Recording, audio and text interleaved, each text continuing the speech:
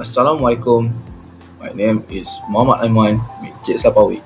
My metric number is B1123105222. Today, I will present my group about the lab 1. So, this is our group members. We have Muhammad Amar bin Zainal, Amir bin Azman, Muhammad Danniel bin Zulkifli, Muhammad Aiman bin Cik Sapawi, and lastly, we have Danniel bin Muhammad Sharunizam. So, for introduction, we understanding the behavior of gases under varying conditions is essential for both theoretical knowledge and practical applications. Boyle's law, also known as the isothermal gas law, states that for a fixed mass of an ideal gas at constant temperature, the product of its pressure and volume remains constant, which is PV equal to constant. Graphically, this relationship appears as a hyperbola in a pressure minus volume, P minus V, plot and as a straight line when pressure is plotted against the reciprocal of volume, P versus 1 over V. This laboratory exercise conducted using the Kohler TS109A Boyle's law apparatus is designed to verifying the inverse relationship between pressure and volume for a confined gas under isothermal condition. Second, plot and analyze both P versus V and P versus 1 over V graph to confirm theoretical prediction. Lastly, reinforce professional lab practices including accurate data collection, ethical handling of equipment, and adherence to safety regulation. So, for safety precaution, first of all, wear appropriate personal protective equipment (PPE), which is we need to wear lab coat and safety shoes. Make sure the hand is dry before switching on the plug. Follow all the procedure as required in the lab sheet. Make sure to ask the lecturer or lab assistant to check the connection before switching on the system. Check for any leakage at the connection joint before proceeding with the first step. Lastly, do not over-tighten the regulator screw to avoid any crack at the container. So, my name is Muhammad Amar bin Zainal and I will explain about the procedure and step-by-step to do this lab.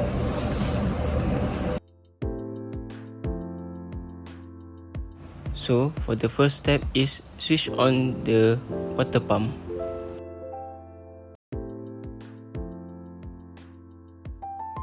So, this figure is procedure for vacuum process and pressurized process. So for the second step is make sure the pressure is equal to 0 and the water level is equal to 1 liter. So for the step 3, we need to set the pressure based on this value from this table. Next, for the step 4, we used a pressurized procedure to raise the pressure based on the value from the table.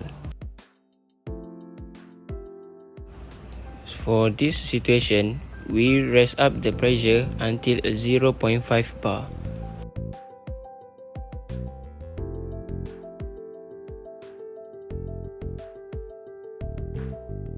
After it's approaching the desired test point, slowly close the dual valve, close firmly when the test point is reached. Read and record the quantity of volume when the level of water remains steady. Last but not least, repeat the same procedure but this time using a vacuum process for the pressure below than 0. Hi, Assalamualaikum warahmatullahi wabarakatuh. My name is Muhammad bin Zulkifli. So I will continue the presentation with the result part. So if you can see on the slide, actually we have a table that we record all the data. So from the table we have 5 columns, which is we have the gauge pressure, absolute pressure, volume, PV and 1 over V.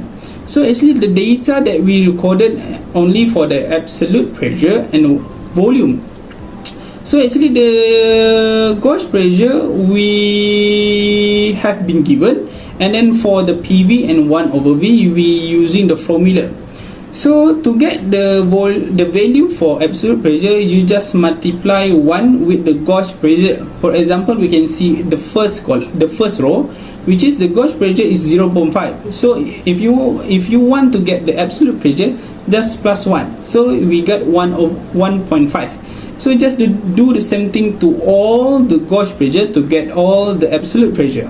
So for the volume, we only record the data from the container scale. For the PV, we using the formula. Actually the pressure multiplied with the volume. So most likely actually the value for the PV between 0.9 to 1.1 if I'm not mistaken, because it is constant. So from the table we can see the highest is 1.44. That's mean they have slightly different from the theoretical. Maybe it's due to experimental error, instrument accuracy, or maybe non-ideal gas behavior itself that make the reading slightly different from the theoretical. So for column 1 over V, we just calculate 1 divide by the volume that we get, and then you will get the value for 1 over V. So actually from the column it show a linear trend with respect to pressure. This support actually P was directly proportional to 1 over V itself. So I think that's all for this slide. We go to the next slide, which is for the graph itself. So from the slide we can see actually it is between the pressure versus the volume. So from here we can see actually it is non-linear graph, which is downward sloping. So from here we can conclude actually when the volume increase, the pressure will be decreased, and that means actually it is inverse relationship. So from here we can conclude actually the non-linear confirm that pressure and volume are not directly proportional but inversely proportional. So if we go to the next slide, it shows us about the graph between pressure versus 1 over V. So from here, this opposite with the previous graph. So this graph actually approximately a straight line with a positive slope. If we can see, the line graph was increasing. So a straight line through the origin confirm Boyle's law more clearly than the PV curve, which is the previous graph. This graph is ideal for confirming the mathematical form, which is P equal to K multiplied with 1 over V, which is K is constant.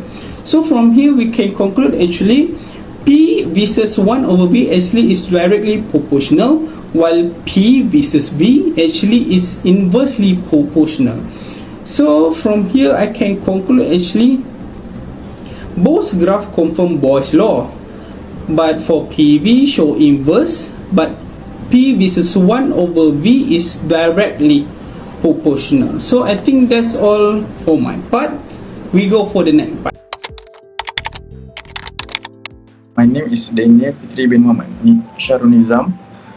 My matric number is B112310516. So today I will be presenting about the discussion, right? So as for the discussion, if the relationship between P and V is an inverse relationship, the plot P versus 1 per V should be direct. That is, the curve should be linear and pass through or near the origin. As we examine the graph to see if this is true for our data, based on the plotted graph of the pressure versus 1 per volume, the data appears to follow a straight line trend. This indicates a direct proportionally between a P and 1 per V, confirming that P and V have an inverse relationship. The line closely passes through the origin, which further support the validity of Boyle's law in this experiment.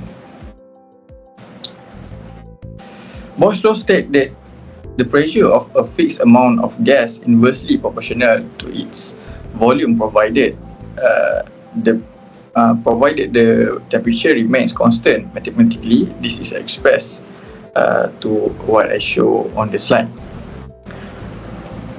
When the properties of the gas not apply, Boyle's law